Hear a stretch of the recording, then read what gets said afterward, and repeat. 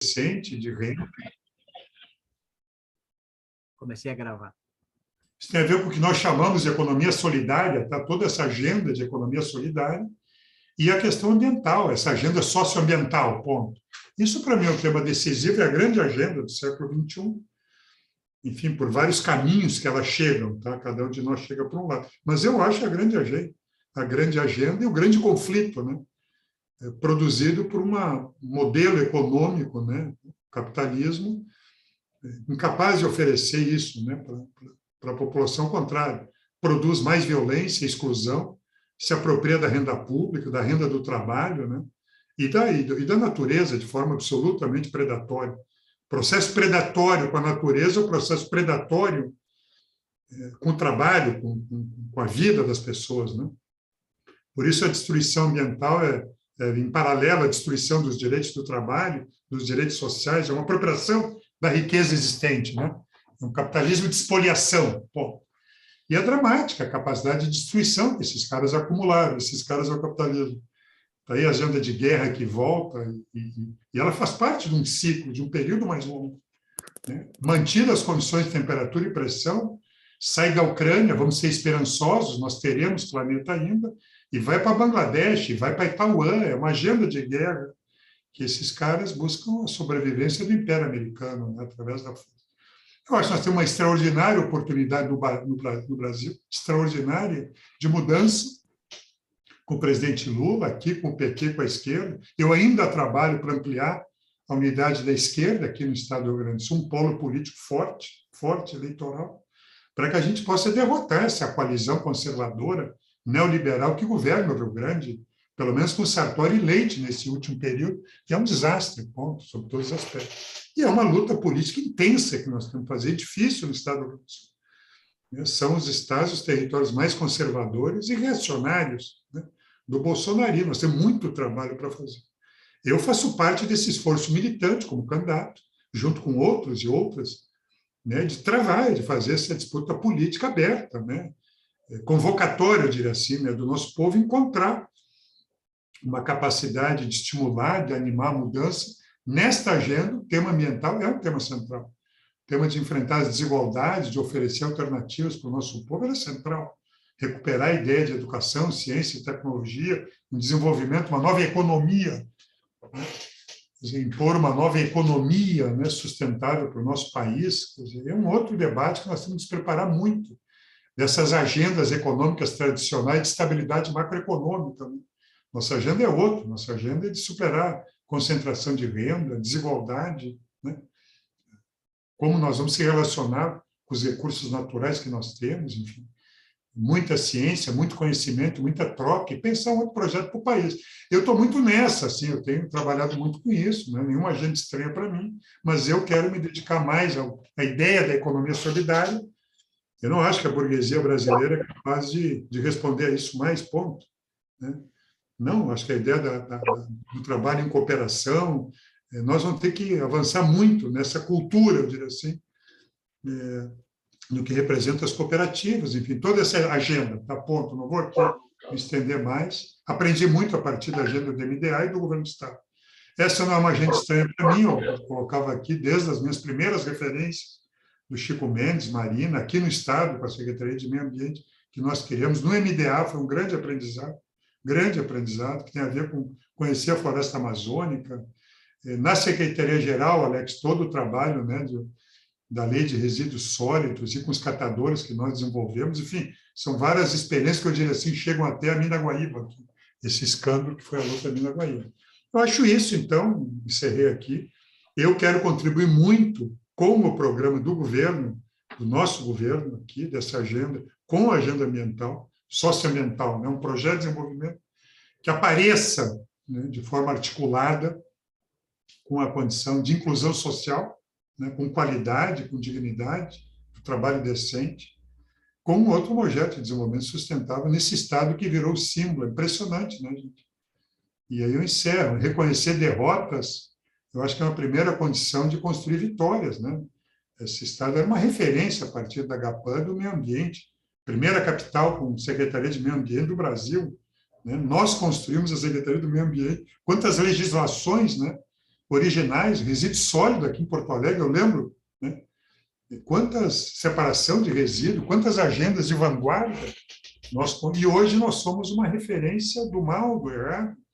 É isso que tu falava, né? Tem uma destruição das políticas públicas que nós construímos. Então é isso, é agradecer muito, eu acho que é um espaço de aprendizado, de construção de consciência política. O processo eleitoral, para mim, é um processo de organização popular, nós temos que trabalhar nessa direção, de organização popular, de construção de consciência política, porque tão importante quanto ganhar uma eleição é segurar um governo depois. E a nível nacional, para mim, isso é claro. Nós temos que ganhar uma eleição e segurar um governo com uma agenda transformadora. E eu acho que o meio ambiente, em termos de Brasil, é impressionante o simbolismo. Né? O símbolo da destruição desse projeto é a morte do coronavírus e a destruição da Amazônia, da queimada, do fogo, né? Da poluição ambiental, do garimpo. É um negócio.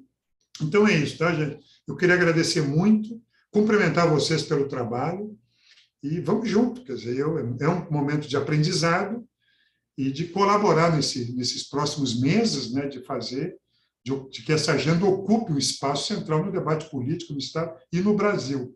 Né? Então, é isso. Essas palavras reconstrução e transformação são palavras muito chaves. Não vou repetir o que nós já fizemos, mas a partir do que fizemos, do que aprendemos, nós vamos enfrentar esse novo futuro que está aí, desafiante para todos nós. Então, um abraço, boa reunião para nós, viu? Obrigado por enquanto, Miguel. No final... Só uma última frase, assim, só para não dizer que não falei de flores ou de água.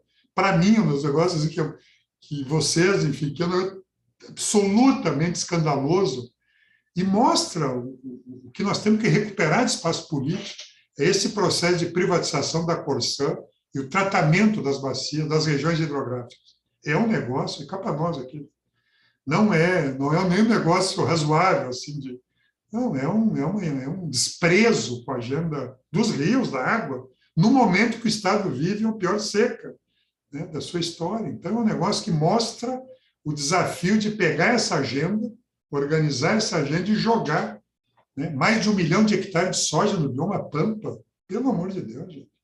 Então, essas coisas mostram como a gente tem que, né, organizar essa agenda e jogar na agenda política do Estado do Rio Grande do Sul. Deu, um abraço, tá, gente? Por enquanto, então... Vou ver vocês.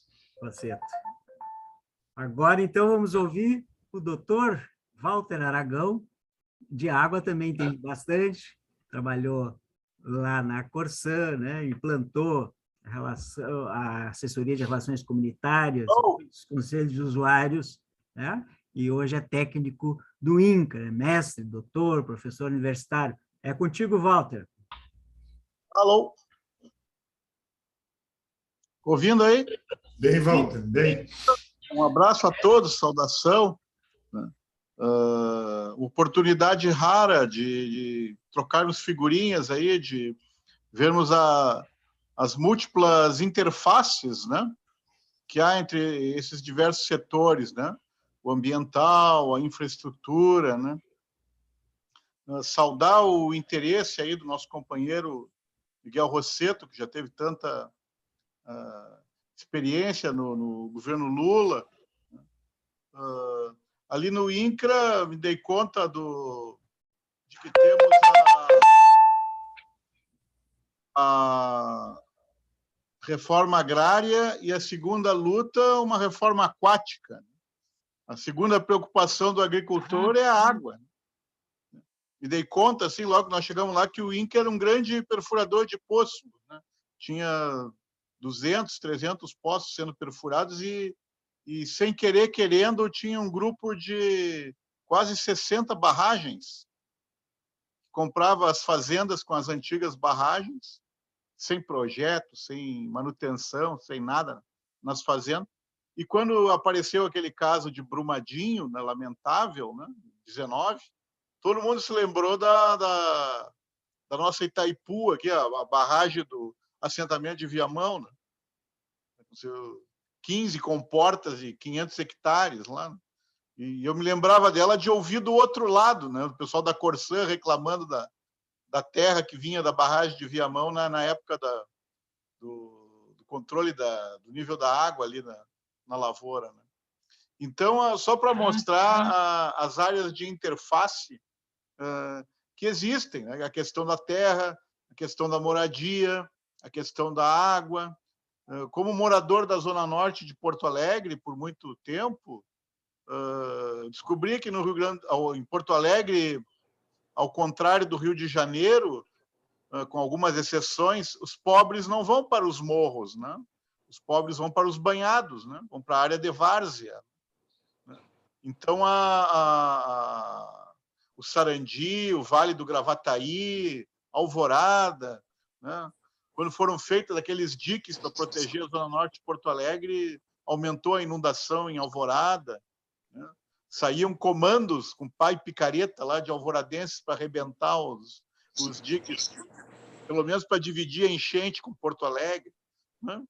Então, há situações assim dramáticas, né, que se tem, né, por causa desse crescimento urbano desordenado, como diz a Hermínia Maricato, né, e o Rosseto fala muito de valorizar a região metropolitana.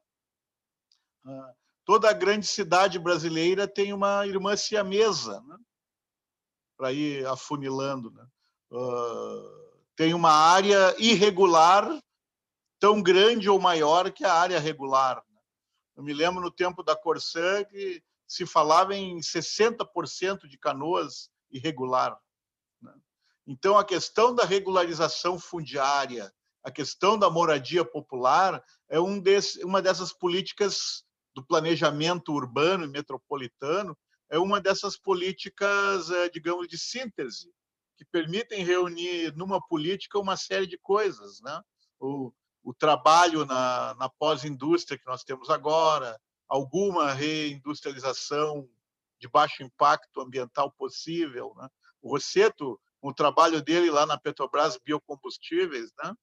Quer dizer, todo aquele trabalho que se teve de mudar a matriz dos combustíveis fósseis, né? Então, eu acho que uma das coisas que eu gostaria de colocar para o debate, já afunilando, é essa questão de, como diz o Mésaros, é muito difícil fazer governo democrático e qualquer governo ordenado na periferia do capitalismo, né? Porque a periferia é essa selvageria do capitalismo na máxima potência, né? Capitalismo selvagem é uma redundância, né? Mas na periferia nós temos o máximo da experiência brutal, né? Então agora essa síntese que o Bolsonaro fez brilhantemente agora do garimpo tradicional, olha que coisa mais, que círculo mais quadrado, que coisa mais tradicional, né? Quer dizer, mas ele está dando como ele mesmo uma má solução para um problema verdadeiro. Quer dizer, aquela massa de desempregados no norte, se tu não tem uma política de distribuição de terra ambiental, né, tu tem a devastação, tanto a devastação dos ricos, como a chamada devastação dos pobres, que a direita adora apontar, né? O cara vai cortar lenha no mato porque está desempregado, o cara vai tocar fogo não se tem agricultura no norte, né? Se tem garimpo de terra. Quando o governo Lula protegeu ao máximo a Amazônia, o combate ao desmatamento, melhorou a produtividade rural brasileira. Melhorou, porque o pessoal foi obrigado a cuidar da terra, não podia desmatar tão loucamente como antes, né? Agora deve ter caído a produtividade rural brasileira. Por quê? Porque é muito mais barato e mais lucrativo derrubar o mato, né? Garimpar terras novas. Então, isso é uma barbaridade, isso mostra como o controle ambiental está ligado com a produção de alimento, com um campo desenvolvido, que foi uma bandeira do MDA, né?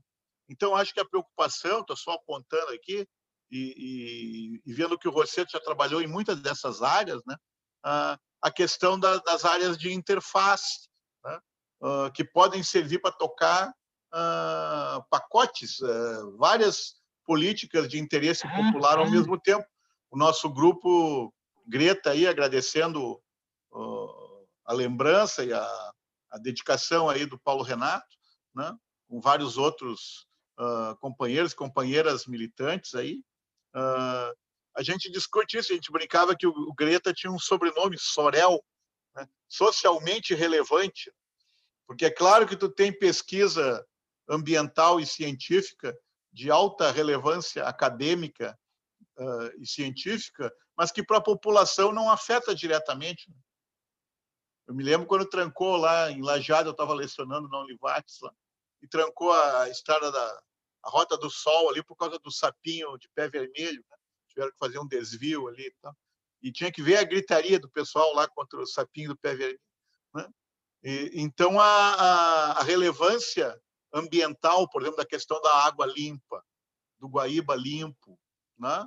Da falta de chuva, essa seca no Rio Grande do Sul, causada muito provavelmente pelo aumento do desmatamento, né? Então, nesse sentido, chamar a atenção para essas áreas de interface, porque, como diz o Mésaros, é muito difícil, já é difícil fazer governo de esquerda no mundo desenvolvido, imagina na periferia, né? As contradições são mais violentas, o background, né? O acervo das políticas sociais que o Alex estava apontando no início é pequeno, né? Mesmo com todas as realizações. Então, para vocês terem uma ideia, eu estava vendo esses dias que a Europa tem 60% da juventude na faculdade, né? Aqui, os Estados Unidos parece que tem 30%, o Brasil parece que agora está chegando a 15%, né? Então, a economia brasileira já é muito internacionalizada, né? Um dos motivos da nossa desgraça aqui é que já é muito oligopolizada e internacionalizada, né? A burguesia brasileira desistiu de um projeto nacional.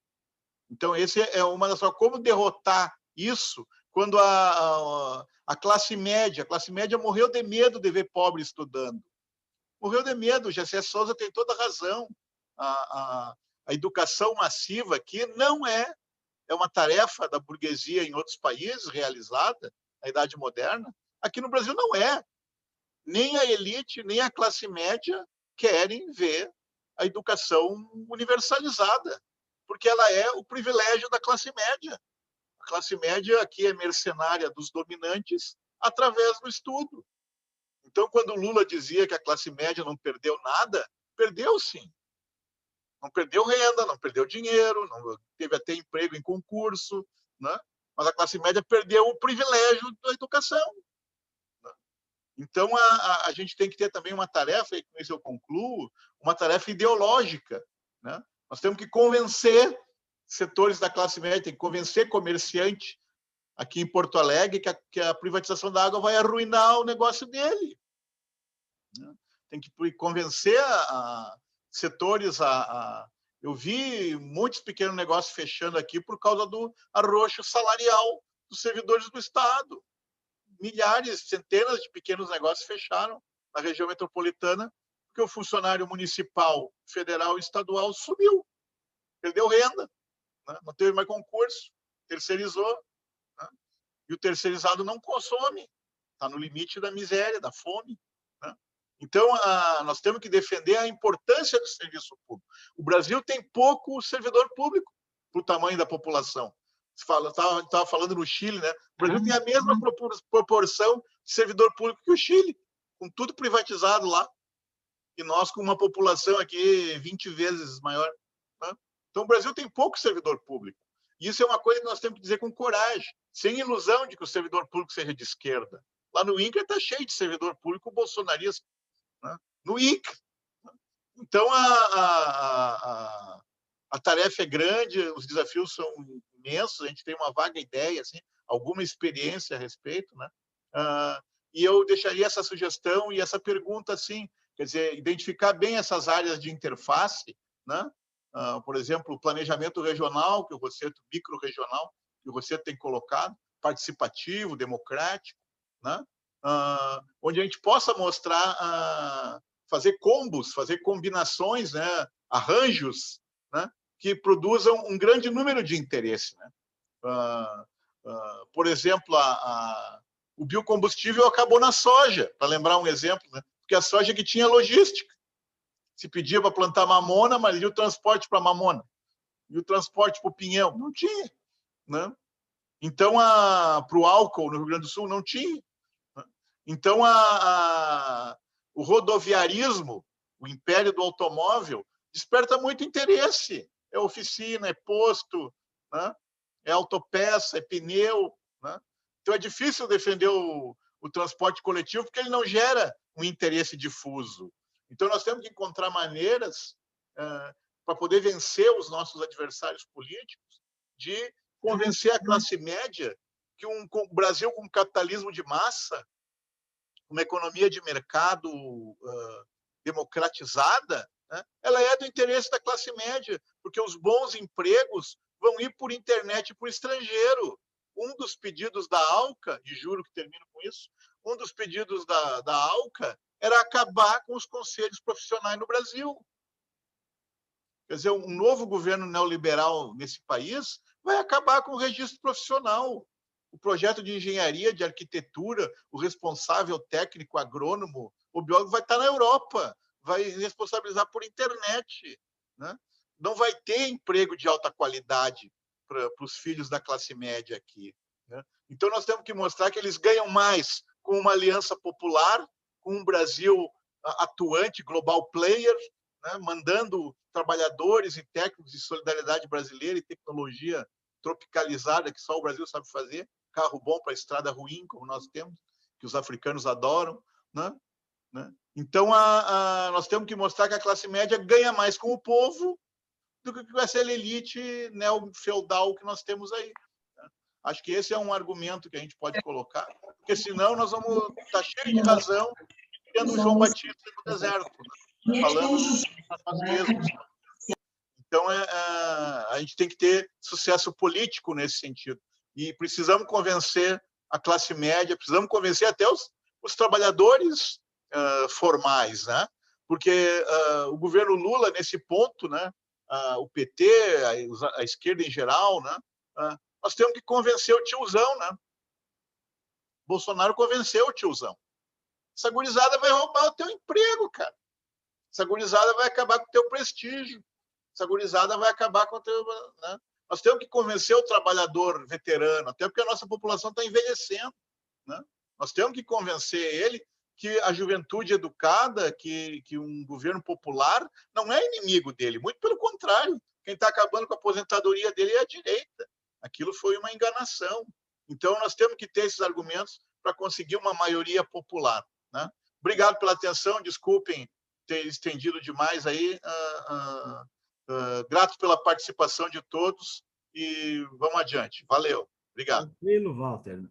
Nós é que agradecemos pela tua aula, sempre é muito bom te ouvir. Já passo em seguida, então, para a nossa ecojornalista Silvia Marcuso também para dar o seu recado. Bom, boa noite a todos e todas. Eu pontuei algumas questões. Primeiro, eu queria agradecer o convite, né? Fiquei até lisonjeada de ter sido convidada para falar. Mas eu acho assim que o mundo mudou muito rápido em pouco tempo. Aqui eu estou vendo todo mundo da velha guarda, assim, né? Todo mundo não cozinha mais na primeira fervura e eu acho que a gente está vivendo um momento de profundas transformações e numa rapidez absurda, muitas vezes que a gente não consegue nem tempo de entender o que está acontecendo. E dentro dessa loucura, desse turbilhão, estão as apropriações de símbolos, estão apropriações de termos, né? O que é sustentabilidade, né? A Secretaria de Sustentabilidade e Infraestrutura, o que é sustentabilidade para isso, sustentabilidade para aquilo outro. E acho que a gente tem que se preocupar muito em furar bolhas. Eu acho que a gente não tem que ficar falando as coisas que todo mundo já sabe, né? No caso, assim, muitas coisas. E eu, como jornalista, como profissional da área da comunicação, venho estudando e venho procurando praticar e também vivenciar experiências fora das minhas bolhas, fora da história de falar para os mesmos, porque é tanto absurdo que eu não vou querer aqui pontuar, mas eu acho que tem coisas que a gente precisa linkar umas coisas com as outras, e eu vejo muitos problemas de comunicação hoje por falta justamente desse discernimento que não adianta a gente ficar falando sempre os mesmos e com os mesmos argumentos. E aí eu venho falar da questão da crise climática, que é hoje a maior crise que a gente está enfrentando, onde a guerra também está inserida, que tem a ver com a questão de óleo, gás, petróleo, enfim. E acho que esse tema precisa ser mais compreendido por todos os segmentos, por todos os partidos, pelos políticos, pelos formadores de opinião, porque isso envolve a gente entender o que vem a ser uma transição energética justa, que isso tem a ver o que significa a ocupação de banhados, o porquê que os pobres é que vão sofrer mais a questão dessa crise climática, porque hoje já é super comprovado que nosso estado é um estado que está no epicentro de maior ocorrência de eventos climáticos. E aí as obras todas que estão sendo pensadas, será que levam em conta esse contexto, essa realidade? Ao mesmo tempo, os nossos órgãos ambientais estão sendo completamente desmantelados. Então, o que eu acho que, uma sugestão que eu dou para o Rosseto e também para outros integrantes é se apropriar de coisas que já foram feitas pelo PT, que foram lideradas pelo PT e que foram feitas e que tiveram sucesso e que não precisa inventar a roda. E aí eu cito, por exemplo, esse trabalho que foi muito interessante, que foi feito na época que a Isabela Teixeira foi ministra do Meio Ambiente, onde foi feito todo um levantamento da necessidade de se preservar áreas de preservação permanente e áreas de risco, para embasar por que não poderia se mudar tanto o Código Florestal, que no fim se mudou e está se vendo que a aplicação está bem complicada. Então, esse material mostrou, com aquele desastre que teve na Serra do Rio de Janeiro, tá? Mostrando aqui, só estou dando um exemplo, tá? De como áreas que não podem ser ocupadas, porque hoje a questão climática, ela aqui no nosso estado, essa situação da estiagem, essa situação de a gente ter vivido um aumento maior de temperatura, né, desse verão, né, foi o maior recorde dos últimos tempos. A questão de ter tido vários ciclones bombas, a gente produz esse conhecimento disso aqui em Porto Alegre, aqui no Rio Grande do Sul. Nós temos um centro polar e climático da URGS que produz muito conhecimento. Então eu acho, sabe, que os deputados, o partido, eles teriam que justamente entender mais as produções, as coisas que nós mesmos temos aqui e que muitas vezes não são ouvidos, não são valorizadas essas coisas. E para isso, assim, eu também acho que tem muitas coisas interessantes que foi feita no governo Olívio, que eu tive o privilégio de trabalhar, né, coordenando a comunicação da Secretaria do Meio Ambiente, que naquela época a gente fazia, né, as conferências estaduais de meio ambiente, e a primeira conferência de meio ambiente foram assim, a gente fez várias incursões pelo estado, justamente com um debate sobre as vocações regionais de desenvolvimento, o que cada região produziria, o que cada região poderia fazer as coisas acontecerem sob o ponto de vista da sustentabilidade e também ouvindo vários atores de diferentes versões, né, sobre as suas realidades. Então eu acho assim que uma das questões é justamente a gente falar com pessoas que estão fora da nossa bolha, tem que traduzir o que significa todo esse desmantelamento, sobre o que significa a privatização da Corsã, sobre uma série de coisas, porque eu não vejo, por exemplo, os funcionários públicos trabalhando, explicando para as pessoas o que significa o funcionalismo público num momento de crise climática, num momento de pandemia. Eu vejo os funcionários públicos reclamando que eles precisam ter aumento. Será que a sociedade se dá por conta do será que eles estão comunicando para a sociedade a importância do seu trabalho? Então eu acho que a gente está vivendo hoje um momento de muitos problemas de comunicação, porque de um lado não se comunica as coisas boas que se fez, por outro lado não se comunica, não se considera que a gente está vivendo um universo de fake news, um universo de pessoas que estão disseminando a desinformação. E para isso tem que ter estratégia de comunicação que fure bolhas, não falar sempre os mesmos aquilo que a gente já sabe. Né? Então, assim, eu vejo esse um problema sério, tanto do movimento nosso ambientalista aqui, como um problema sério da esquerda, em falar a linguagem, aquilo que os convertidos já estão carecas de saber. Então, assim, eu estou falando isso como um desabafo, porque também estou muito desconfortável, muito indignada, muito assim, procurando ver assim uma luz no fim do túnel diante desse contexto que a gente está inserido, mas principalmente porque por questões de ego, por questões N, que eu não venho aqui o caso levantar, acho que a gente tem que baixar a crista e ouvir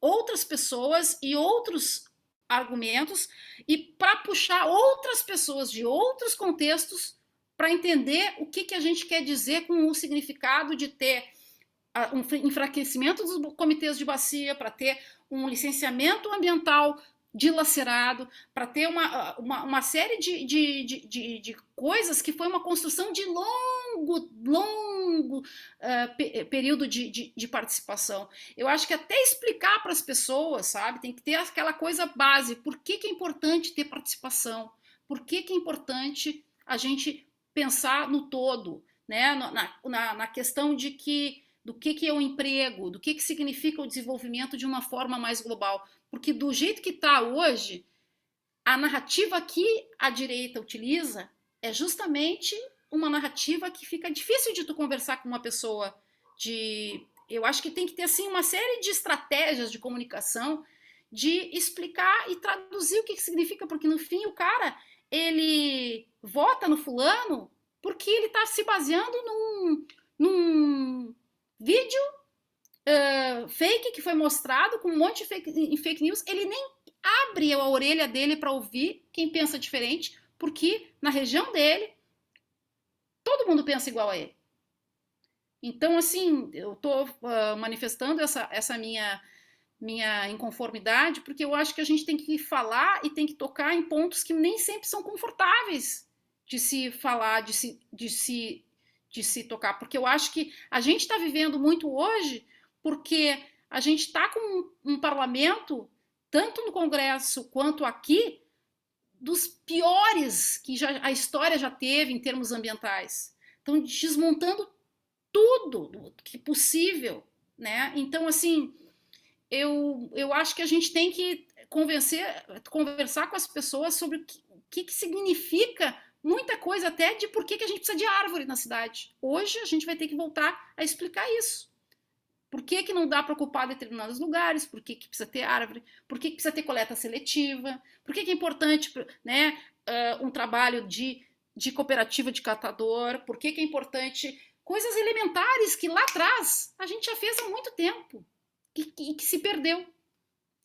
E eu encerro a minha fala por aqui, porque é aquilo, eu acho que a gente tem que sair também energizado, porque se a gente só ficar nessa bad vibe de ficar só se queixando, a gente sai sem ânimo para lutar e sem ânimo para tocar as coisas adiante, porque a gente está numa guerra, né? Infelizmente, a gente está numa guerra sendo bombardeado de várias ideias, de várias coisas, e a gente precisa sair com saúde, apesar de tudo, para conseguir levar adiante e fazendo as coisas. Então, eu acho, sabe, Rosseto, que seria muito legal de tu participar de outros fóruns, de outras instâncias, de outras coisas, porque a imprensa, porque a esquerda tá precisando disso, sabe?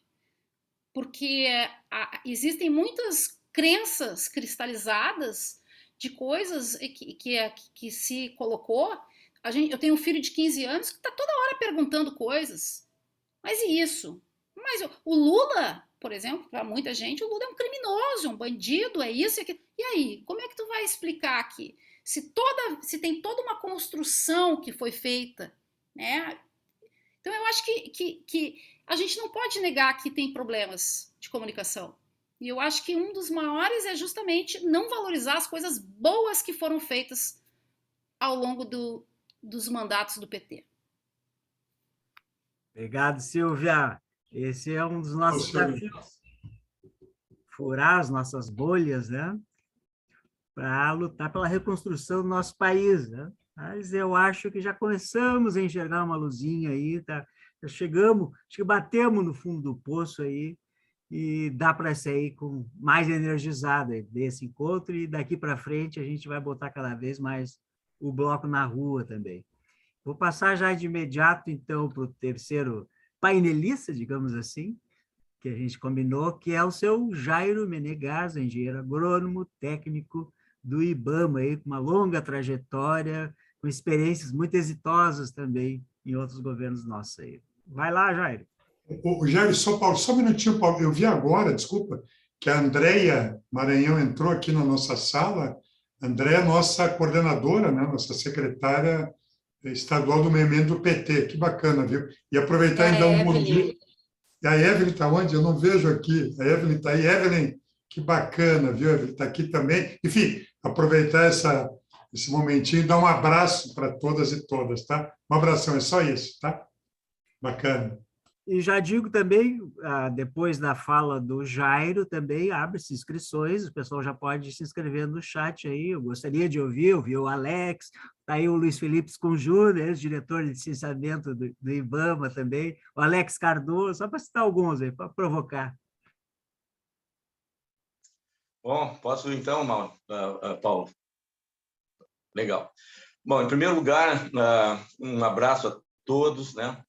Em especial, assim, eu gostaria de deixar um abraço assim para a companheira Andréia também, o companheiro Rosseto, o companheiro Paulo, eu já conversei com ele, e o companheiro Luiz Felipe também, que é o nosso grande amigo e um grande militante, militamos juntos durante muitos anos, é sempre um prazer estar no mesmo ambiente que vocês. E uma saudação a todos os demais, assim, que tenho um carinho por cada um de vocês. Bom, a minha fala basicamente é uma continuidade aí de onde a Silvia parou e onde tudo que o Walter colocou. Eu acho que, começando por essa questão de nós lembrar o que fomos, né? Resgatar o nosso legado. Eu começaria lembrando que nós tivemos, assim, no primeiro mandato de uma cidade importante, a primeira experiência importante do PT nacional, que foi aqui em Porto Alegre, nós tivemos uma audácia muito grande e acho que nós temos que voltar a ser audaciosos. A audácia de lançar o orçamento participativo e também, uma coisa que a gente não fala, mas foi muito importante, o planejamento democrático através do programa Guaíba Vive, que foi um programa conduzido brilhantemente pelo companheiro Renato Ferreira, que hoje está lá em Brasília fazendo um grande trabalho, foi o coordenador do programa Sede Zero, e colocou 1 milhão de cacimbas do Nordeste brasileiro, e está ativo ainda.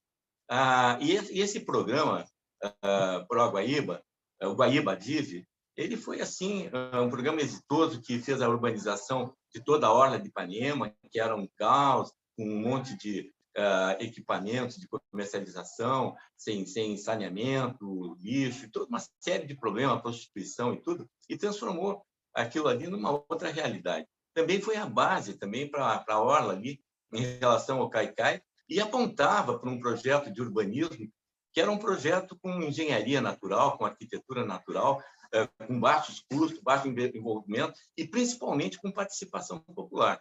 Esse programa ali ficou muito famoso, foi premiado na época de 92 e deu, inclusive, origem, assim, no governo Simon, ao Pro Guaíba. E no Pro Guaíba, e depois veio assim também o Pro Mar de Dentro, esses são programas assim que tiveram assim essa abertura inicial e que no nosso governo, no governo Olívio Dutra, nós potencializamos isso ao quadrado, no mínimo. E essa questão toda eu gostaria, então, de fazer disso também, digamos assim, a parte central da minha fala. Eu acho que o planejamento democrático, o planejamento de bacias hidrográficas, é uma ideia-força muito importante. Nós temos, assim, como regra da ineficiência da administração pública, a falta de articulação entre os entes federais, o ente estadual e o ente municipal. Temos também uma falta de articulação muito grave, que todo mundo conhece, dentro do CISNAMA. A formulação de tripartite é muito precária, é muito pequena em relação à questão da articulação como um todo. E nós temos também que ver que os órgãos ambientais, sozinhos, não são capazes de fazer uma gestão ambiental eficaz. Nós temos que ter assim, uma articulação da ciência, da tecnologia, das universidades, do DEMAI, do DNPM, do IPH, da URGS, da Corsan, das universidades, da Unicinos, da FURG, para tratar de todos os grandes temas da administração e da gestão ambiental. E a gestão ambiental tem dentro dela um subsetor. A gestão ambiental, como, digamos assim, definido na Política Nacional do Meio Ambiente, com os 4 grandes instrumentos: o cadastro ambiental, a questão do monitoramento ambiental, a questão da fiscalização e a questão maior, assim, que é nós ter assim, dentro do conjunto, né, um relatório de qualidade e meio ambiente, que é o RQMA. Esses instrumentos todos, eles nunca foram desenvolvidos suficientemente devido ao baixo orçamento que sempre se dedicou à área ambiental. Uma pobreza absoluta, como todos nós sabemos, né?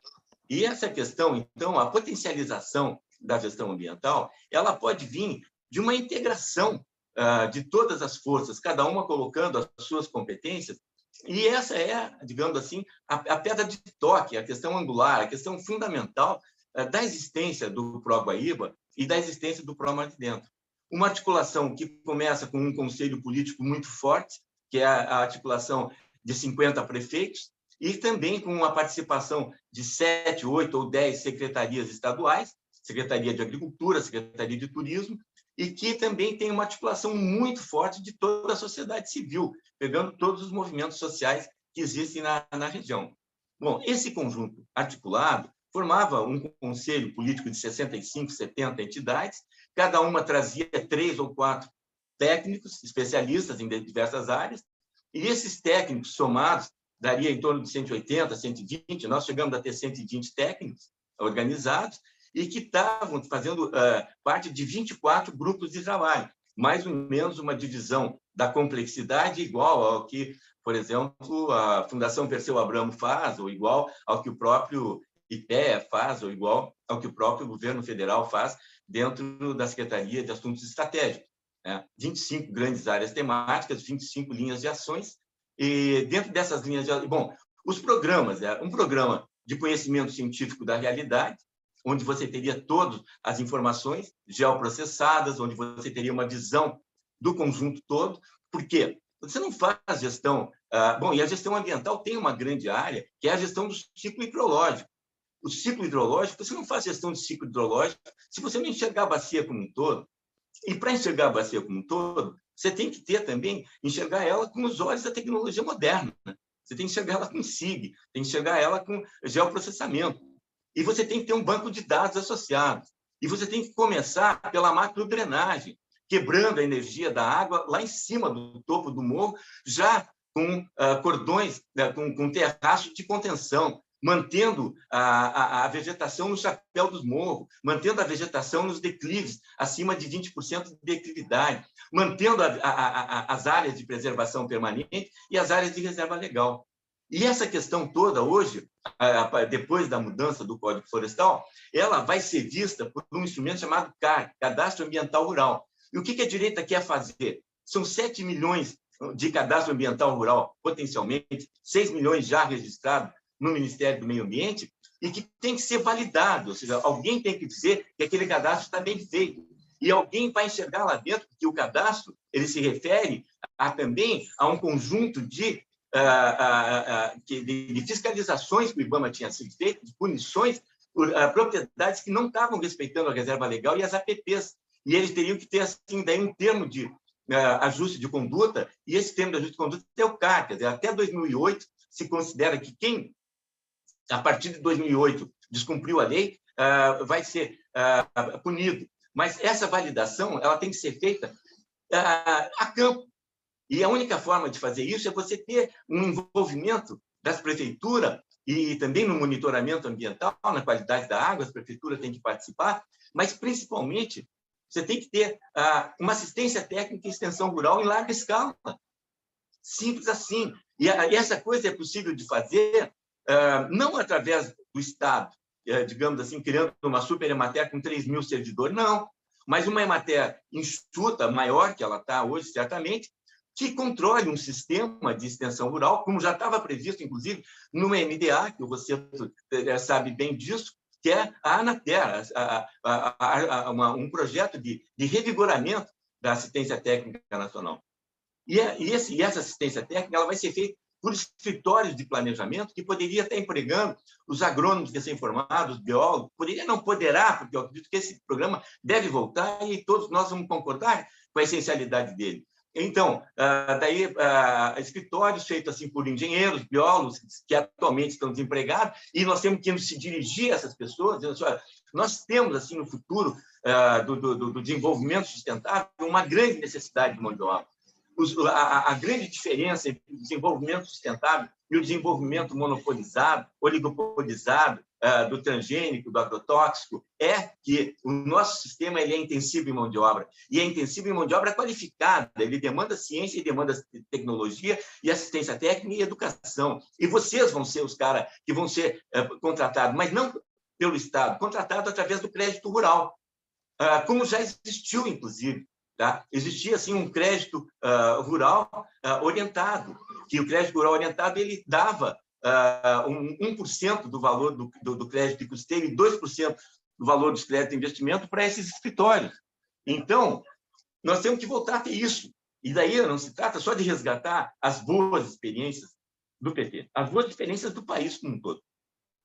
Lembrando da questão da participação popular, dizendo para as pessoas que com todas as letras, que democracia é a única forma de existência do coletivo, da sociedade humana, que não existe uma forma de relação social, seja na família, ou seja na comunidade, ou seja no Estado, no país ou no mundo, que não seja através de relações respeitosas e democráticas, e que o mundo não tem mais espaço para autoritarismo, que a época dos déspotas esclarecidos já passou há muito tempo. Então, nós temos que ter esse discurso, essa capacidade de fazer esse discurso. E está levantando aí, a partir desse momento, também, todos os pontos que poderia dar através dessa assistência, como, por exemplo, a questão de você colocar toda a vegetação das APPs e da reserva legal em faixas, tá? Que preserve, digamos assim, as nascentes, que preserve as áreas úmidas, que tenham as áreas de amortecimento e recarga preservadas, para nós ter o ciclo hidrológico preservado, que preserve os nossos aquíferos, que coloque claramente que um aquífero é um bem universal, que é impossível uma empresa e destruir um aquífero na frente de Porto Alegre para gerar alguns quilowatts de energia, como os caras estavam querendo fazer na mina Guaíba, entendeu? Dizendo que esse aquífero costeiro que existe do outro lado do Guaíba é uma reserva de água potencialmente assim utilizável pela cidade de Porto Alegre, em caso de que uma dessas barcaças que estão indo e vindo o tempo todo do polo petroquímico carregado de agrotóxicos, de produtos tóxicos, bata ou tenha algum tipo de problema, e que se nós tiver algum problema na água do Guaíba, aqueles aquíferos ali vai ser a nossa salvação. Então, esse tipo de discurso, esse tipo de coisa, tem que estar na ponta da língua dos nossos candidatos, na ponta da língua das pessoas, e por isso esse movimento agora de ecologizar o PT ganha uma grande força com essa aproximação que a gente está tendo aí através da internet, com essa questão desse novo momento, nós poderíamos estar interagindo, porque aumentou também a nossa interação, o nosso nivelamento, e também aumentou também o nosso potencial. E, através da candidatura do Rosseto, nós teremos uma pessoa muito qualificada, né, para fazer tanto assim a disputa necessária interna, para dar, digamos assim, a prioridade necessária a isso aí, junto ao Edgar, junto ao diretório estadual, junto ao executivo estadual e junto aos demais candidatos, aos atuais deputados, mas também a nível nacional, porque essas ideias que estavam construídas aqui no Rio Grande do Sul eram vanguarda, e elas são insuperáveis, porque elas se tratam de fundamentos perenes.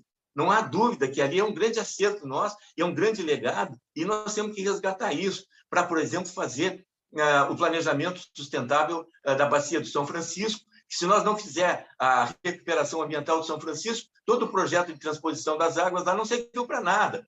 E a Bacia do São Francisco está extremamente ameaçada com Matopiba. Os caras estão lá agora drenando veredas ali para pegar água para irrigar eucalipto, entendeu? Então, nós temos que ver assim também a importância do Rosseto, levar essa pauta até o Lula, levar essa pauta até o PT nacional, enfim, por aí.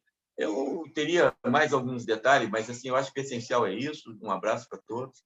E o mundo segue. A volta tá bom, Jair. Muito boa a tua colocação, né? As discussões estão abertas. Já vi que o Darcy Zanini levantou a mãozinha ali, né? Também serve para escrever. Eu acho que o Alex também já estava inscrito. Zanini, por favor, Darcy Zanini de São Leopoldo, ex-secretário, mais de uma vez, de meio ambiente daquela cidade, um grande ambientalista, lutador, liderança nacional aí dos secretários nacionais, secretários municipais de meio ambiente. Obrigado, Paulo. Estão me ouvindo? Pois é, quero agradecer, Paulo, o convite aí, né? Nós aqui estamos também num movimento importante, nós vamos ter outra atividade semelhante a essa agora no próximo sábado, dia 5, com o Rosseto, aí dirigida a ambientalistas, ecossocialistas, catadores aqui da região do Vale dos Sinos, né? Tem toda essa história aqui, onde começou o PT no Rio Grande do Sul, o Rosseto tem a origem aqui em São Leopoldo, né? No trabalho do Sindicato dos Metalúrgicos, depois foi para o Sindipolo, mas essa trajetória sindical aqui também nós temos que resgatar ela na campanha do Rosseto. Acho importante trabalhar essa questão sindical do movimento dos trabalhadores, né? Tem esse tema, essa outra frente, né, o Rosseto da economia solidária também. Aqui nós temos um movimento importante para vincular com a questão do outro tema, que é a luta socioambiental. Mas eu quero, primeiro, situar o cenário internacional da questão meio ambiente, né? Um cenário de crise climática, de retrocessos em todos os países, né? Do marco regulatório. Os Estados Unidos, né, viu que o Trump, o desmonte que o Trump fez nos Estados Unidos, da agência ambiental, e nos países da Europa não é diferente, apesar da União Europeia ter alguns esforços, alguns programas, mas está muito longe, né, daquilo que é necessário. Tanto é que os movimentos da outra Greta, né, estão aí para dizer que as iniciativas dos governantes para atender aqueles objetivos do desenvolvimento sustentável que estão escritos, 17 objetivos, estão muito longe dos países desenvolverem, né? Então, é um momento de crise, e acho que o importante que o Rosseto pode trabalhar, e acho que foi lembrado aqui, porque além da crise ambiental, para tratarmos políticas de desenvolvimento sustentável, defesa da água como patrimônio público, recuperação dos biomas, Mata Atlântica, Cerrado, Amazônia, precisa de dinheiro, pessoal. Precisa de dinheiro. Em 2004, quando o Lula assumiu, o Miguel foi ministro da Reforma Agrária, nós tínhamos esses estatais. Não tinha o teto de gasto. O Banco Central está... Então, como financiar para recuperarmos um pouco dos retrocessos que houveram? Então, esse é um tema importante. Financiamento para recuperar aí o saneamento, a obrigação de saneamento, os biomas, né? Só para vocês se situarem, no último ano, o governo Bolsonaro acabou com várias leis, vários marcos regulatórios. Foram construídos com muita luta, né?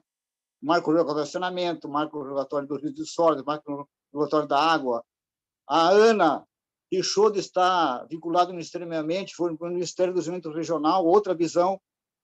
A SMAN, aqui em Porto Alegre, não é mais SMAN, é uma Secretaria de Desenvolvimento Sustentável, né? Eu tenho dito, Rosseto, que agora a nossa SEMAN de São Leopoldo, que foi a segunda Secretaria do Meio Ambiente do Estado, agora é a primeira, porque nós mantemos aqui a SEMAN, né, o SEMAN, Secretaria Municipal do Meio Ambiente. Então, esses retrocessos, agora, além disso, outro retrocesso que agora em dezembro, houve a aprovação da lei que acabou com a APP de cursos d'água. Nós não temos mais APP. Agora, isso foi votado, o PT votou sozinho lá, acho, né? Então, e como é que vai ser tratado esse tema com o fim das APPs? Né? Tá a ANAMA, que é a entidade que eu participo, né, Paulo, que reúne os secretários municipais de meio ambiente, o Mantovani está lá, está à frente parlamentar ambientalista, que está tocando essa luta, né? No Supremo vai ser muito difícil nós ter vitória, né? Então, esse aspecto você também é importante, né, da campanha do Rosseto, da articulação do Rosseto com as candidaturas federais, porque, né, a alteração, né, uma luta, né, com o governo Lula de recuperar alguns retrocessos vai depender muito desse esforço. Então, esses temas de recuperar os retrocessos e o tema do financiamento para as políticas socioambientais é outro grande desafio aí, acho que o Rosseto pode ajudar muito nisso, né? E na campanha isso vai ser muito debatido. Obrigado, Paulo.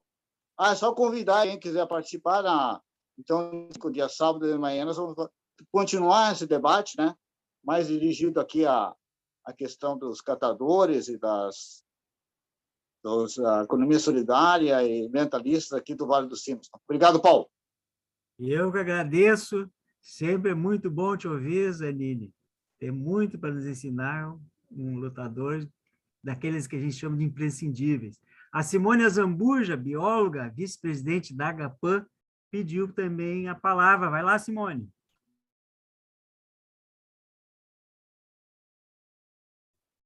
Está ouvindo, Simone? Não sei se ela saiu. Oi, gente.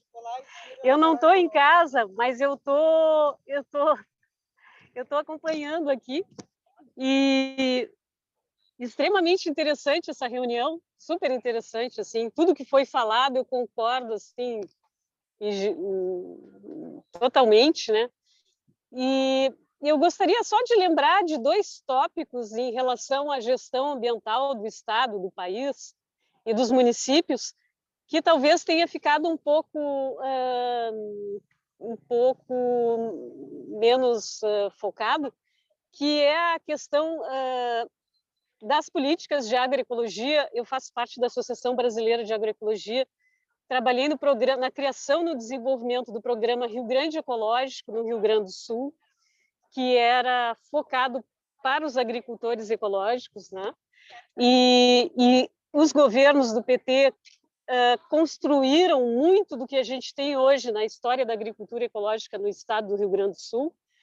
E esse programa ele deu chance pela primeira vez a que os agricultores ecológicos acessassem a juro zero, com formação, com comercialização, com uma série de outras temáticas que estavam envolvidas no programa. Eles conseguiram constituir cooperativas que hoje estão em todas as feiras de Porto Alegre e no interior do Rio Grande do Sul. Então, graças a aos movimentos sociais, movimento ambientalista, movimento de agricultores e também aos governos de esquerda, a gente tem hoje, vamos dizer, a maior população de agricultores ecológicos do Brasil cadastrada no Ministério da Agricultura. E eu acho que a gente tem que continuar nesse caminho, né?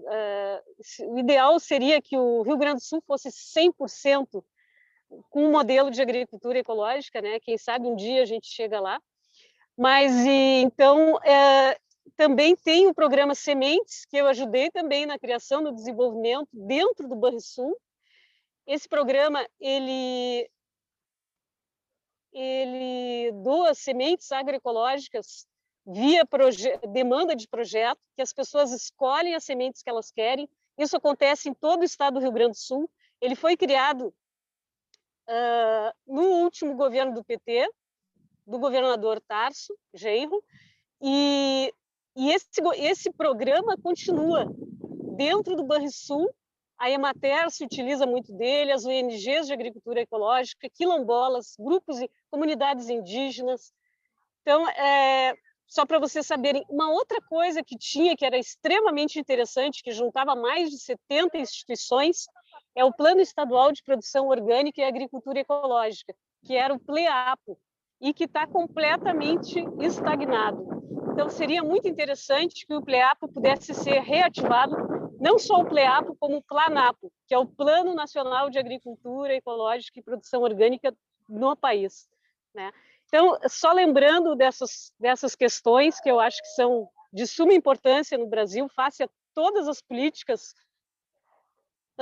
de destruição da agricultura ecológica que a gente está vendo aí, da agricultura, inclusive convencional, né, da fruticultura, da olericultura, porque os agrotóxicos, principalmente a deriva de agrotóxicos, está atingindo muito, inclusive, a agricultura convencional, né, não só a agricultura ecológica. E a outra questão é a política de gestão de resíduos sólidos, que também está estagnada no Brasil. É muito importante. Nós temos representantes aí na reunião do Fórum dos Catadores, o Alex. Então, é muito importante que essas políticas de resíduos sólidos, elas efetivamente, elas tenham seus acordos setoriais, que empresários, comerciantes, claro, a sociedade, os consumidores, todos possam trabalhar em cima dessa questão, mas acho que principalmente empresários, porque se a gente olhar modelos de outros países, a gente vai ver que os empresários eles têm muito pouca responsabilidade em relação a resíduos sólidos no Brasil.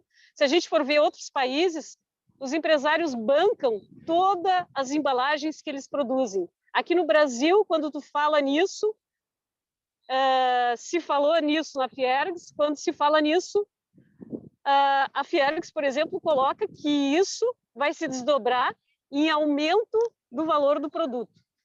Quer dizer, não me parece assim que falta uma sensibilização maior do empresariado brasileiro. Então, basicamente é isso, e eu agradeço a possibilidade de poder falar sobre essas questões. Paulo, muito obrigada aí por me dar essa chance, a vocês também. E já estamos torcendo pelo PT aqui no Rio Grande do Sul. Uhul! Nós te invejando aqui, Simone, hein? Nós te vendo aqui passeando com essa bicicleta. Bacana, Simone, um abraço. Eu estou aqui em frente a um parque, gente, que se não fosse o movimento ambiental, esse parque não existiria, porque toda essa orla do Guaíba era para ter sido privatizada. E se não fosse o movimento ambiental do qual nós fazemos parte, isso aqui não existiria. Então, e também, né, governos que tiveram essa sensibilidade para as questões ambientais. Então, um grande abraço a todo mundo aí. Valeu. Abração, obrigada. Simone. Muito bem lembrado isso, né? Que muitas vezes na mídia, aí, RBS, etc., chamam os ecologistas de caranguejo, estão impedindo, né, projetos na orla. Pelo contrário, se fosse uma grande manifestação, já lá antes do Olívio assumir como prefeito, o Abraço Guaíba, milhares de pessoas, eu acho que nunca mais houve uma manifestação tão imensa, né? Eram milhares de pessoas, né? Que acabou, inclusive, ajudando a eleger o Olívio também, prefeito pela primeira vez, né? Que tinha um projeto que era para construir shopping, hotéis, era para terminar com a orla que hoje está pública e disponível para todos aí. Muito bom.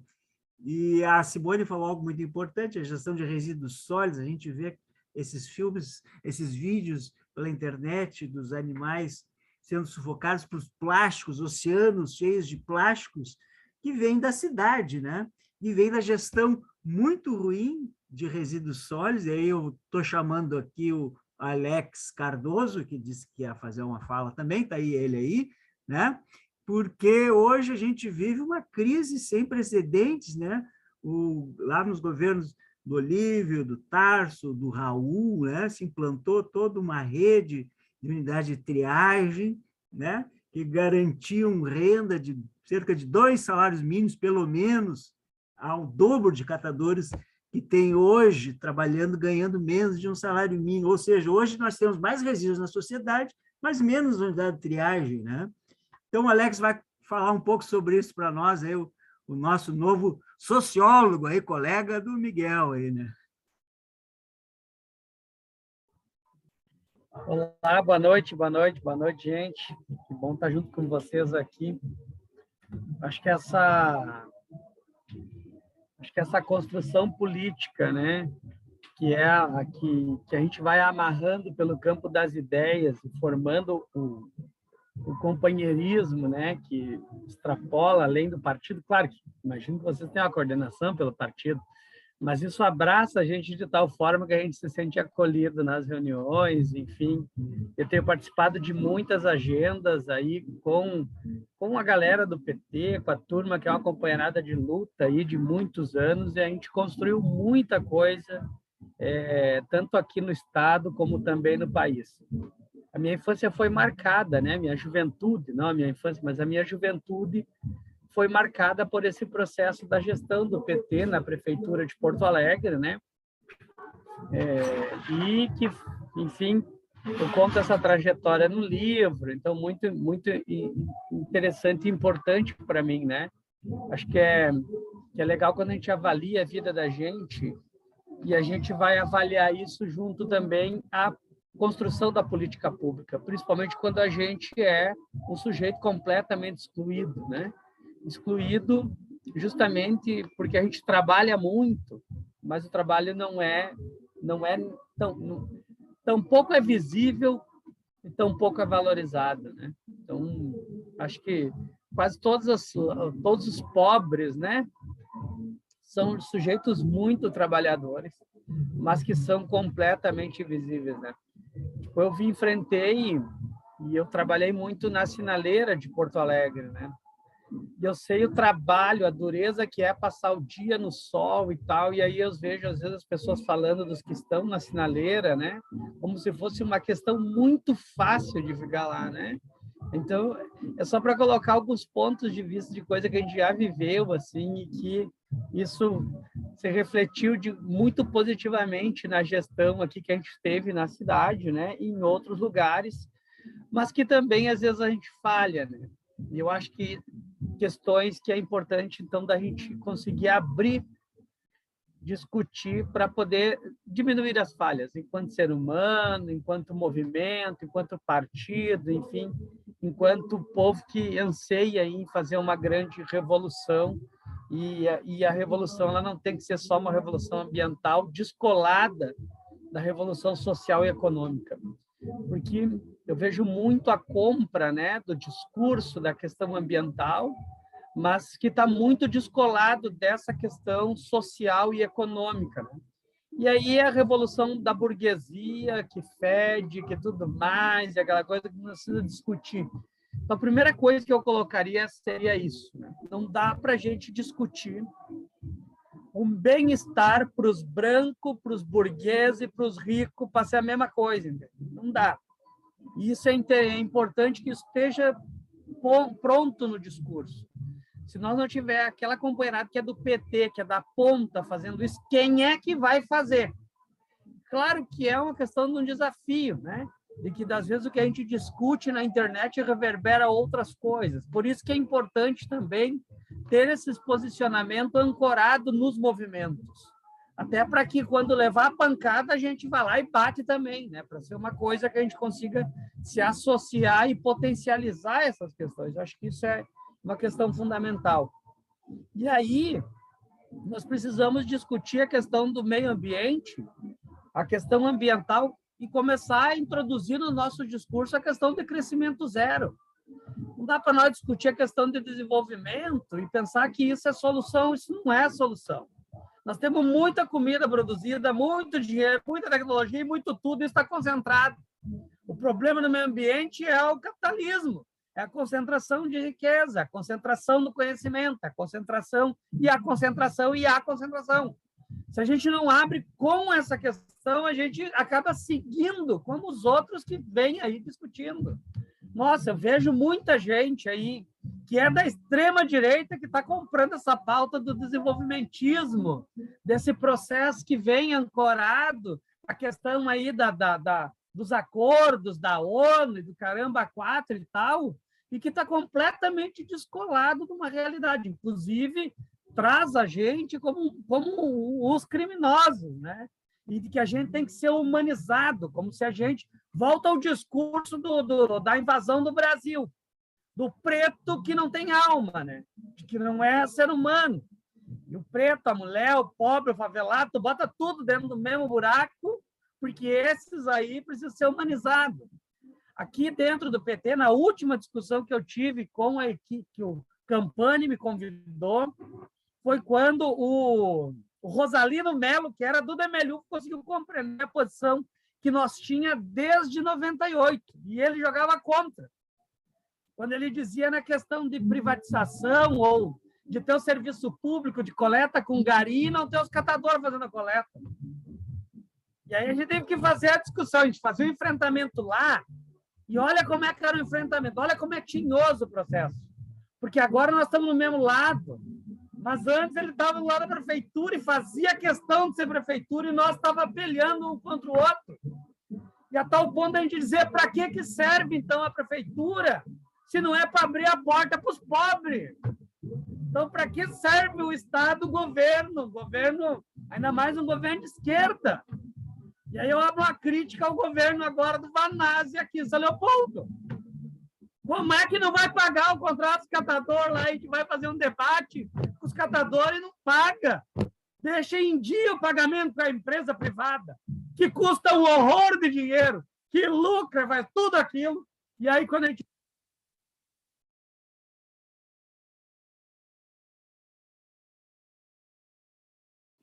Alex, está sem som. Tá com algum contato aí. Não está dando para eu te ouvir as últimas palavras. Caiu o teu som de repente, Alex.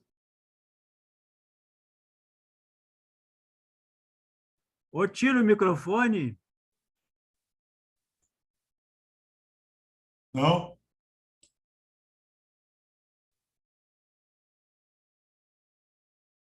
Pode ter estragado o uso do computador. Que pena, que pena. Não estamos te ouvindo. Tenta arrumar, Alex. Depois tu volta um pouquinho. Tenta arrumar. Não sei o que houve aí. Às vezes o próprio microfone estraga. Vamos aguardar mais um tempo.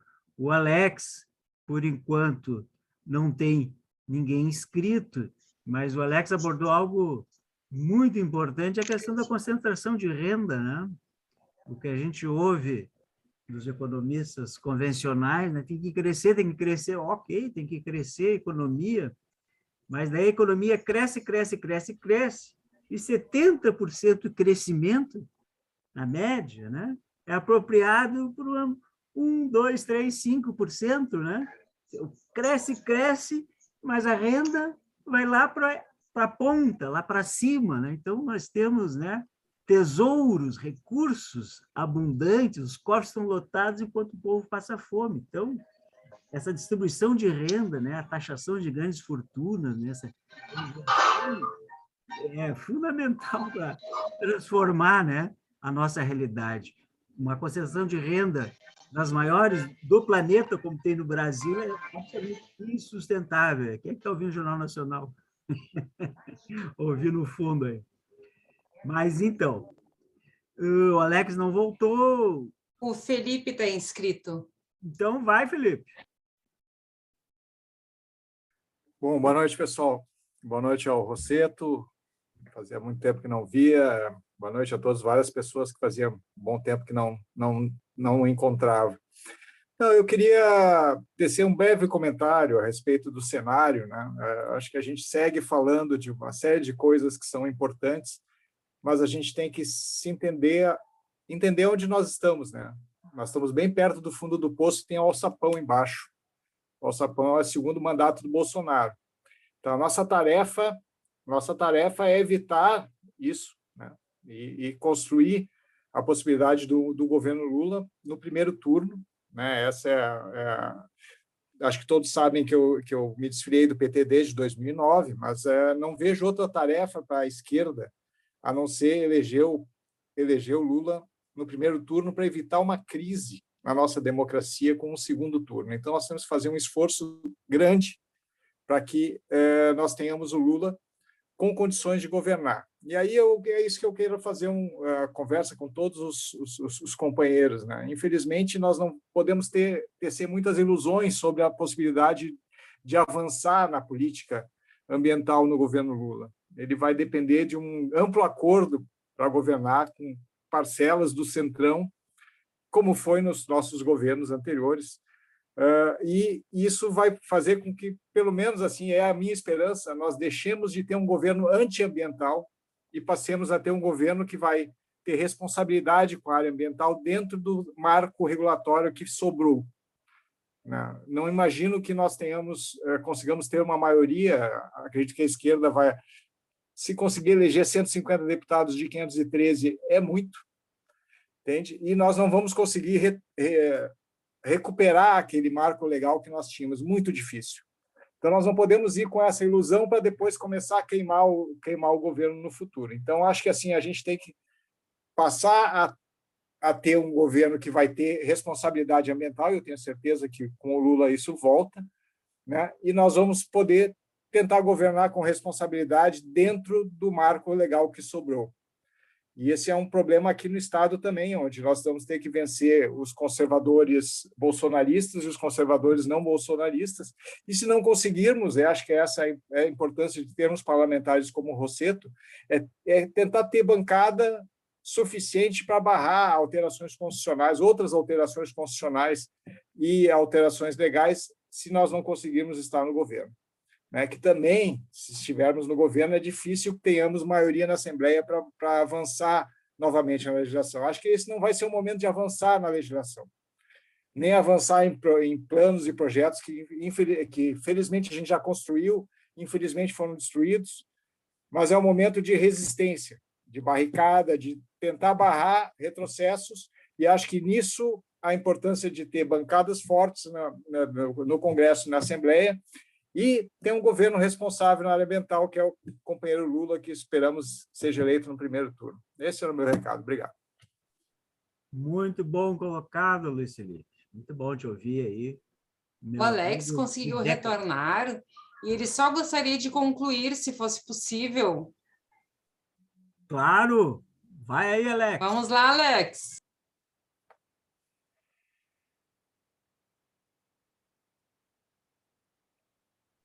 Ele retornou agora, né? Está retornando.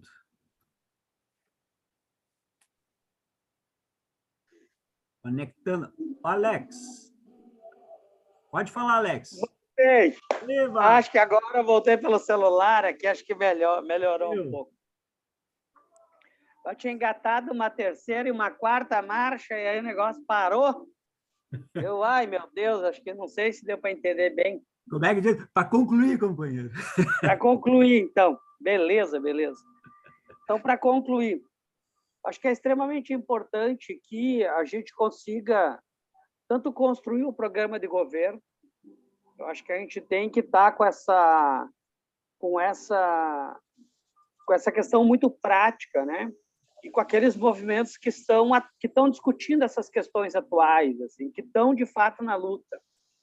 Acho que é importante trazer isso, né, Paulo, Renato, justamente porque às vezes a gente ancora isso num processo antigo de debate que não reconhece as mudanças que tiveram no presente. Eu acho que é extremamente importante então, que tenha isso. Essa é uma das questões. A segunda é que não só o Rosseto, né, mas os outros candidatos, né, estejam em acordo para levar esses debates. Eu acho que isso é uma questão fundamental. E o Rosseto, como uma pessoa que se dispõe a fazer essa discussão e sempre, enfim, esteve aberto para esses debates, possa ser uma das referências e a gente, nos nossos movimentos, fazer esse debate. Eu acho que a gente devolve isso como um compromisso, digamos, para que as nossas pautas consigam de fato avançar. Por fim, colocar que a gente quer reviver essas questões históricas que a gente tem na memória, né? Do processo rico que teve de participação, de inclusão, de política pública, de investimento, de todo esse processo que a gente viveu no país e que tem, nesses últimos anos, retrocedendo, a gente vê em figuras né, como o Rosseto, que foi o nosso ministro-chefe aí, né, da Casa Civil, e bem como outros companheiros, outras camaradas aí que estão junto também nessa luta para a gente conseguir aí sair vitorioso. Com certeza, o Edgar Preto aí no governo do estado, né, tendo o Rosseto aí como deputado estadual aí, né, ou federal, até não sei se vai se lançar para federal, né, mas conte conosco aí para essa mobilização, para esse debate, para quando as pauladas vier, a gente também aí distribuir o lombo e bater junto. Era isso. Obrigado. Muito obrigado, Alex. Acho que agora... Vamos, então, o fechamento com o Miguel, né? O Miguel... Não. Eu falo 2 minutinhos. Eu acho que foi uma baita conversa. Como é bom quando a gente se encontra, né? Conversa. Sabe, gente, que eu acho que a gente conversa pouco, viu? Eu acho. Eu tenho aprendido com várias experiências agora a mais. É curioso isso, a gente fala muito, mas conversa pouco às vezes. Eu acho que essa foi uma conversa muito bacana. Então, agradecer o Paulo, que fez um esforço muito grande. E eu acho que essa presença aqui de quase 20 companheiras foi muito, muito importante. Mostra a força dessa pauta. Eu também acho, gente, nós temos 7 meses, uma coisa impressionante a velocidade do tempo político, né? Nós temos 7 meses de uma disputa eleitoral central no Brasil, né, que vai definir uma agenda desse país por inteiro, né? Então, eu acho que a preparação dos programas do Lula, aqui do Edgar, da esquerda, nós temos que estimular muito esse processo de construção participativa, que foi falado aqui, que eu acho que é das melhores tradições que nós temos, construir programa e ideia como expressão da luta social, da luta política. A eleição é um momento de uma luta política permanente. Nós temos que se preparar e aprendemos, talvez, com o golpe, né, que tão importante quanto eleger um governo é sustentar um projeto de transformação. E o cenário é esse. A vitória do Lula, a vitória do Edgar, especialmente a vitória do Lula, na minha opinião, abre um ciclo democrático. Abre, não é que resolve, mas é a possibilidade de uma reconstrução de um outro ciclo democrático com essas pautas, com essas agendas. Eu penso, sim, que na dinâmica eleitoral, a agenda ambiental, ela vai ter um papel muito, muito importante. E o tema, como vários levantaram, estou lendo a Silvia aqui, vários de vocês, tem um problema de linguagem, de escolha, de que pontos nós vamos trabalhar, como nós vamos trabalhar esses pontos a nível nacional. E aqui no Estado, para mim, eu tenho conversado muito, nós vamos ter que construir junto, está aqui André, quais são as escolhas dos pontos, e durante o processo vai ser uma luta de resistência. Quer dizer, o Senado hoje está com a lei do veneno. Nesse Estado é que é um tema central. Nós vamos ter que enfrentar esse debate, nesse Estado aqui. Então, no Senado hoje, aquele escândalo aprovado pela Câmara, nós estamos lá no Senado, e nós vamos ter que dar publicidade a esse debate como de centrais, na minha opinião, no debate político desses próximos meses, né? Da sequência à luta contra a privatização da Corsã, são questões simbólicas. Aqui em Porto Alegre tem DEMAI, né? Tem todo um debate que eu acho que fazem parte das escolhas. Os grandes debates nós conhecemos, as questões climáticas, transição energética, o tema da Amazônia, em escala nacional e central, mas no Rio Grande do Sul nós vamos ter que falar sobre o bioma Pampa.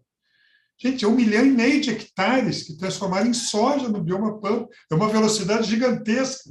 O Rio Grande do Sul, em 20 anos, ampliou em 3 milhões de hectares a produção de soja no estado do Rio Grande do Sul.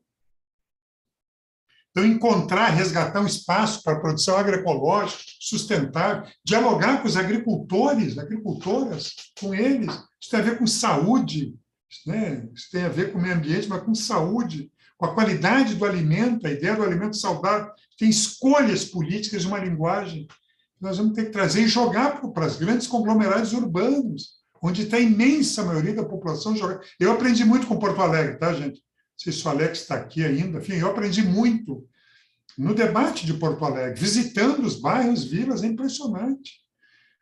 Total desleixo, com macrodrenagem, com drenagem, com os arroios. Vai na Bom Jesus, vai no Partenon, é impressionante. Essa situação de abandono e de desrespeito com a população e com o direito ambiental da população. É isso. Encontrar falas fortes, simbólicas, que tenham potência de diálogo e de convocação desse tema. Eu acho que um dos temas que não tem como escapar é voltar a ter uma Secretaria do Meio Ambiente. A agenda ambiental é um tema da modernidade deles, né? A agenda ambiental foi capturada e subordinada, de forma absolutamente conservadora, uma agenda econômica, impressionante. Esse modismo, né? São secretarias administrativas do meio ambiente e desenvolvimento, infraestrutura, etc. Nós temos que libertar a agenda ambiental e recriar a ideia de uma Secretaria do Meio Ambiente, uma autoridade institucional e política. Né? A gente nem sabe quem é o responsável ambiental, né? Com esses nomes complexos que eles inventam, né? E reposicionar esta agenda junto com a agenda de desenvolvimento social. Eles voltaram de forma mais conservadora possível a colocar o emprego ou mesmo o árvore, né? O emprego ou o meio ambiente. Essas coisas nós vamos ter que retomar, eu acho, com muita força esse debate da inclusão social, do direito à vida. Eu acho que é um espaço político enorme, tá, gente? Mas eu acho que a gente não fizer isso, às vezes a gente perde na política. Isso, a vida é assim. Por exemplo, a pauta do transgênico, nós perdemos por um longo tempo muito grande, é um negócio enorme. Nossa, né? O tema da transgenia, vamos chamar assim. E nós participamos direto da Comissão Nacional lá de CTN-Bio. Bom, eu quero só dizer que eu acho que nós temos grandes temas, o Estado organizou a nossa experiência em produção de energia eólica, nós temos que falar de biocombustíveis, temos que falar, enfim, eu acho que tem, na minha opinião, reposicionar um projeto democrático, popular de esquerda, nesse país, vai ter que incorporar essa agenda com sabedoria, com escolha, e o que vocês falaram aqui é isso, tem uma herança positiva que tem que ser recolocada e tem novos desafios. Eu acho que não tem como transitar um debate político no Estado e no país. Acho que o Lula sabe disso muito bem. Acho que do jeito dele ele está fazendo. Eu acho que o Edgar, obviamente, sabe disso. Nós vamos ter que botar desde a articulação com alimentos saudáveis para a população, né, dialogar com essa população, aos temas da produção de resíduo sólido, enfim, da reciclagem, todos esses temas.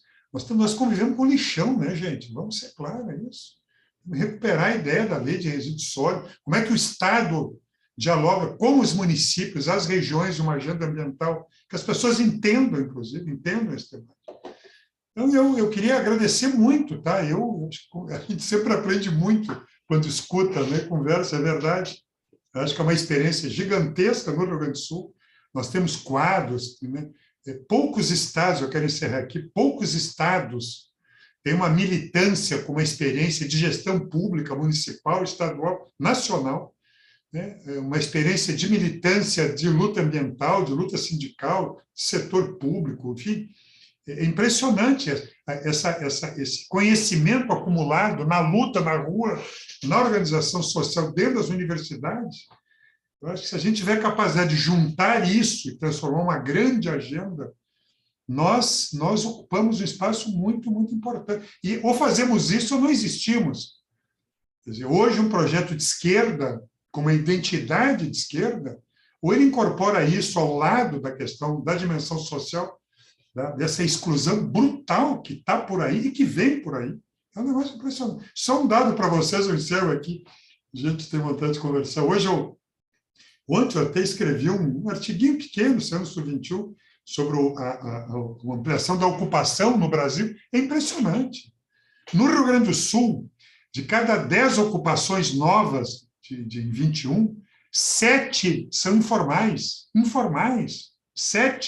70% do que está por aí é o povo sobrevivendo com um bico de qualquer jeito. É impressionante isso que eles têm para nos oferecer. Sem nenhuma proteção social, sem nada. 7 em 10, o Rio Grande do Sul.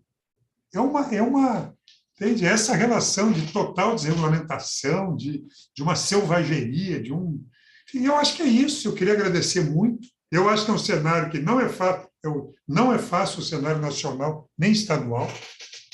Não vamos subestimar esses caras. Eu acho que o debate é Lula-Bolsonaro. Essa turma de cima vai se unificar de novo em torno do Bolsonaro. Eu não tenho nenhuma dúvida. Esses caras não topam qualquer diálogo que enfrente privilégio, acumulação econômica, etc. Especialmente o agro. O Rio Grande do Sul tem um agro potente. E esses caras ganharam tudo. Ganharam arma, ganharam licença para matar, ganharam isenção tributária, ganharam terra de povo indígena, ganharam terra de reserva florestal, ganharam tudo. Ganharam agrotóxicos, ganharam tudo. Esses caras estão destruindo a lavoura da uva aqui, né, com a deriva que foi colocada aqui. Então, nós temos que enfrentar esse debate de forma inteligente, mas firme. Não tem saída. Eu acho que sistemas de bacia hidrográfica, dos rios, eu acho que tem uma agenda que dialoga com essa imensa maioria da população que está nos aglomerados urbanos, nas nossas cidades, e vão para cima dos rios, vamos embora. Vamos embora. Então, eu saio muito animado dessas reuniões, viu, gente? Acho mesmo. Acho que a gente tem uma... Eles não destruíram tudo, nem destruíram a nossa esperança, a nossa inteligência. Eu acho que o Brasil tem uma capacidade muito grande de recuperação, né? De partir de uma liderança potente. E vamos fazer um grande debate sobre o projeto, é isso. Lá e cá, como as melhores tradições, eu diria assim, do Estado do Rio Grande do Sul, que é fazer um grande debate de projeto lá e cá. Que bacana, viu? Já acho que é um aprendizado, a gente vai aprender muito, a Silvia está aqui, vocês todos, vamos fazer um programa potente para o Rio Grande do Sul, a nossa cara, com a discussão social, com os movimentos populares, e ir para a rua, vamos embora. Vamos derrotar esses caras, gente. Vamos derrotar esses caras e voltar a ter esperança.